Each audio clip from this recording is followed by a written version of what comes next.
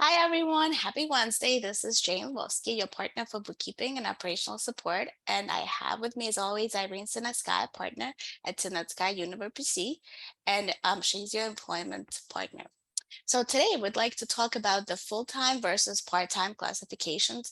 Very often we get asked by our clients what is considered full-time and what is considered part-time. So the Fair Labor Standards Act does not fully define the full-time versus part-time, and it's considered to be between 30 to 40 hours. And while part-time employment is usually less than 30 hours a week. And so in many cases, a client would ask me, what would be the benefits of having somebody who's part-time versus full-time? So in the case of the part-time employee, you might be having maybe lower overhead costs, more flexibility, some support. Maybe you could do some cross-training and having kind of a balance between your employees. However, the downside is that they might have some other employment. They might not be consistent, right? You might be faced with something when you need an employee. They might be having some outside arrangements. When you have a full-time employee, you obviously have a better support. The person is going to be there all the time. You have loyalty, you have consistency. The downside is could be the overstaffing concerns. You could be faced with higher, expensive benefits, employee relationships.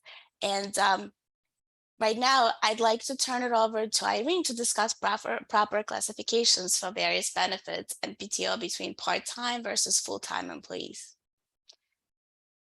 Thank you, Jane. Yes, so as Jane had mentioned that the part-time versus full-time classifications can change. And so I found that a lot of companies, depending on their industry, their various practice area as well. So if it were a healthcare company, for example, depending on what type of organization structure it is and how many hours are worked during a specific shift, that would determine what they consider to be part-time versus full-time. And so that can vary between part-time starting at 20 hours, 25, 26, 30. We've seen a number of starting points at which an employee would be considered still part-time and versus starting then as a full-time employee. And we've consistently seen that number starting at 40 of hours per week is really what is considered to be a full-time employee for the most part. And again, that varies very much depending on the various industry. Hospitality, we've seen that with a significant change. In healthcare, we've seen that significantly different than in some other industries. And the reason why employers also might benefit in the proper classification between a part-time and a full-time employee would be based on the types of benefits that would be offered to each group.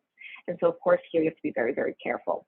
Certain benefits, such as benefits that are covered under the ERISA laws and certain 401k plans, those have to be really offered to everybody. They can have various rules, and that would be an entirely separate topic and something to review separately. But you have to be very careful with those types of benefits. However, some other benefits could be provided to full-time employees that may not be provided to some part-time employees. For example, additional vacation days, additional PTO days, and various other benefits as well that the company might offer.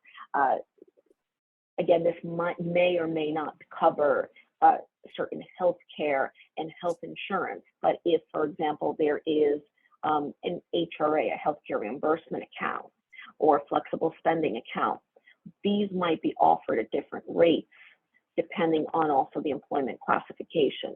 And so a lot of this has to be really reviewed individually, and it all has to work together. So the policies would have to ensure that if an employee is 35 hours, and that's what their average week looks like, is 35 hours. The policies say that part-time is less than 30, but full-time starts at 40.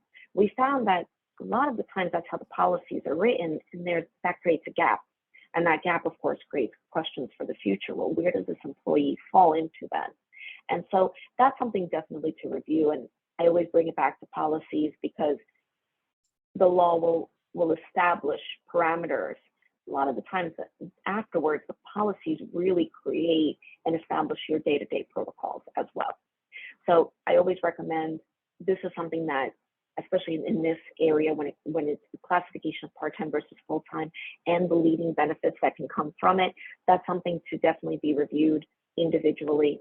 So if you do have any questions for Jane or for myself, please don't hesitate to reach out to us, and we can review this individually and take a look at really what would be the proper classification and what that leads to moving forward.